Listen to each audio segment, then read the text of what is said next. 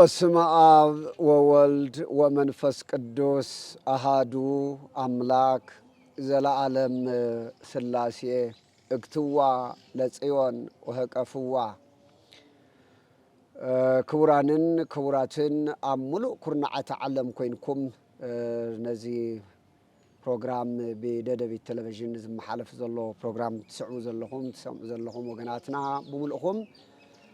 እንኳ እግዚአብሔር አምላኽና ብሰላምን ብጥዕናን ሓልዩ ብድምቀት ናብ ዝኽበር ናብ ነኽብሮ ናይ 2018 ዓመተ ምህረት በዓል ሕዳር ጽዮን ማርያም ብሰላምን ብጥዕናን ኣብጽሐኩም ክብል ፈቱ። ልበ አምላኽ ዳዊት እግትዋ ለጽዮን ወህቀፍዋ ንጽዮን ክበብዋ እንሆ ኣብ ዙርያ እውን ኮይንኩም እትዘለኹ ኩነታት ትርእዩላ ተባሂሉ ከም ዝተጻሕፈ ካብ ሙሉእ ዓለም ወፃኢ ዓለማት ካብኡ እውን ካብ ሙሉእ ኢትዮጵያ ትብል ከዓ ድሞ ካብ ትግራይ ናብዛ ቅድስቲ ከተማ ንምምጻእ ኣብ ጉዕዞ ዘለኹም ከምኡ እውን ከዓ ድማ መጺኹም ኣብዙይ ዘለኹም ከምኡ እውን ኣብ ዘለኹም ዓለም ኮይንኩም እግዚአብሔር ባሪኹኩም እንተንኽእልስ ኣብ ጽዮን ከተማ ምስ ጽዮን ከቢብና እያ ብዕልልታ እግዚአብሔር እናመስገና ንዋዓልና ነርና ኢልኩም ትምነዩ ዘለኹም ኮይኑ ግና ብዝተፈላለየ ምኽንያት ኣብዚ ቅዱስ ስፍራ ዘይበጻሕኹም ዘይመጻኹ ወገናትና ኩልኹም እግዚአብሔር አምላኽ ሕዝውን ብድጋሜ ኣብ ዘለኹምዎ ዓለም ኩሉ እግዚአብሔር ንኽባርኸኩም ኣቐዲመ ምንየልኩም ጽለየልኩም። ክቡራንን ክቡራትን ሎሚ 2018 ዓመተ ምህረት በዓል ሕዳር ጽዮን ክነኽብር ከለና ዝሓለፉ ዓመታት ምዝካር ወሳናይ ይመስለኒ። ዓሚ ይኹን ቅድሚ ዓሚ ዝሓሸ ነይሩ። ብፍላይ ዓሚ ናብ ልዕሊ ሚልዮን ዝኣክል ህዝበ ክርስቲያን ተኣኪቡ ነይሩ እዩ። ብፍላይ እውን ከዓ ድማ እቲ ዕዕናውን ንብዙሕ ወገናትና ዘስአነና ኩናት ናይ ጽንተት ኩናት ረጊኡ ብእግዚአብሔር ፍቓድን በቶም ደለይቲ ሰላምን ውዕሊ ብሪቶርያ ኣብ ድሕሪ ምፍራሙ ምንም እንኳ ትግራይ ሙሉእ ብሙሉእ ሰላም ተዘይረኸበት ሙሉእ ብሙሉእ እቲ ናይ ብሪቶርያ ውዕል እንተዘይተፈጸመ እውን ምንም እንኳ ሕዚ እውን ብሚልዮን ዝቁጸር ህዝብና ፈቆድኡ ፋሕጭንግራሕ ኢሉ ርስቲ ጉልቱ ቤቱ ስኢሉ ዝሃለወ እንትኾነ እውን ታኡ እንድሓር ግን እንትንኣሰ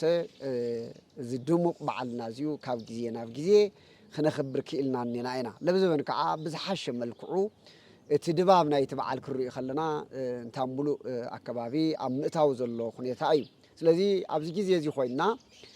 እቲ ናይ ድሕሪት ዘሕለፍናዮ መከራ እውን ከይረሳዕና ብፍላይ ከም ትፈልጥዎ 2013 ዓመተ ምህረት ሕዳር 19 ዘይርሳዕ ነገር ተገይሩ እዩ ዝገዳ ኣብዚ ናይ ጽዮን ከተማ ጽዮን ብደቃ ዝበኸየትሉ ደቃ ሲኢና ደቃ እውን ዝሰኣነትሉ እንደገና ድማ ብደቃ እውን ዝተጎድአትሉ ደቃ ዝሰኣነትሉ ብደቃ እውን ዝተጠቕዐትሉ ዘመን ኢና ንዝክሮ ማለት እዩ። ስለዚ ኩልኹም ዝኩሉ እዚ ሓሊፉ ሎሚ ኣብ ዳሕና ሃዋሃዊ ናብ ናይ ሰላም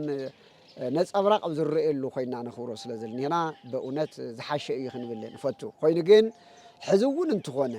ኣብ ወፃእ ዘለኹም ይኹን ኣብ ኢትዮጵያ ውሽጢ ዘለኹም ይኹን ኣብ ትግራይ ዘለኹም ይኹን ዝመጻኹምን ዘይመጻኹምን ሕዚ እውን ከም ቀደምና እታ ናይ ኩሉ መበገሲት ዝኾነት ብሕጊ ልቡና መሰረት ንእግዚአብሔር ተምልኽ ከም በዓል አብርሃም ንእግዚአብሔር ኣምላኻ ተምልኽ ዝነበረት ከተማና ወይ ድማ ህዝብና ዓድና ድሓር እውን ብሕጊ ኦሪት እውን እንትኾነ ድማ እግዚአብሔር ኣብ እምባ ኣብ ከረን ሲና ንሙሴ ዝሃቦ በጽብናቱ ኣጻብዕቲ ዝተጻሕፈ ሕጊ ዘለዋ ጽላቶ ሙሴ እንካብ እስራኤል ዘስጋ ኣልዒሉ እግዚአብሔር ናብዛ ከተማ እዚ ኣምፂኡ ዘቐመጣ ከተማና ኢና ዝኔና ማለት እዩ። ተው ሓሊፉ እውን ናይ መጀመርያ ናይ ሓድሽ ኪዳን ናይ መጀመርያ ግዜ ክርስቶስ ኣብ ቤተልሔም ክውለድ ጀሚሩ እንትኾነ ኣብቲ ምውላዱ ዘበሰረት ንዓለም ታኡ እንድሓር ጀሚሩ ከዓ ደሞ ክርስትና ተቐቢላ ብኣግባቡ ዘላ ናይ ኩለመናና ከተማ እያ ወይ ድማ ብምሉእ ትግራይ እንትሪኦ ከለና أبزي تبقسلو سلازخونا إذا أخصم تجراي بزبلة السلامات وتحوينو كقصل كل خاتكم أبيم علم زلكم كل تنجر كتجوري جبا خنجبري جبا حدا نفتوها بسلام أبو زل العالم زخونا أملاخ سلامنا وحسن خون سلام تجراي سلام إثيوبيا سلام أفريقيا سلام وحسن خون كلهم نابزي أفير حبيركم كسليو بخالا أيد رجال ما حزبون بزح زنب حزب النهاية بزح أب مكراز الحزب ناس لازم هي اثنين يوعل السلام توديو أب تجبار نخوعل كل خاتكم أو أنا وشتنزل لهم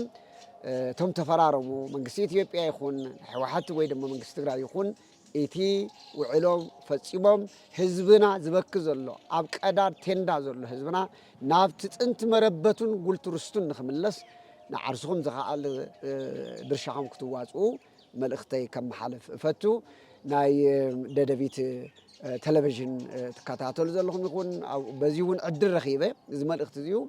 بددبيت تلفزيون غيرين كل عالم كمحلفون عدل ذهبني ددبيت تلفزيون ما نعون مسكان هاي بصحهم بعلنا ناي سلام ناي فقري بعلي قبرلنا تمسوا زلهم بسلام